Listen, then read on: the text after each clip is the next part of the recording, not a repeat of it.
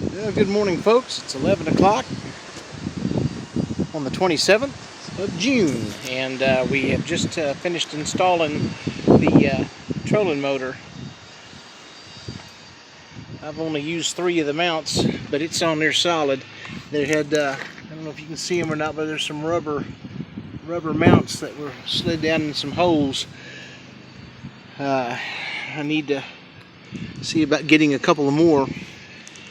I don't know where they got those from, but here we are.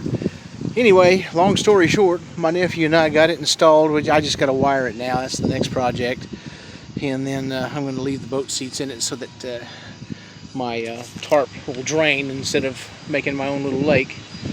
But slowly but surely we're getting there. I was hoping to be able to use this next weekend, but I'm not sure. It's a possibility, but we'll see.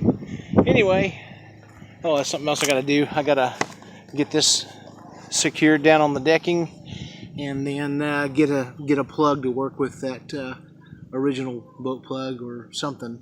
I'm sure Merica's got something I can use. I got to get that ordered and get it in here and get back on it. Anyhow, I'm gonna leave y'all to it. Catch you on the short side.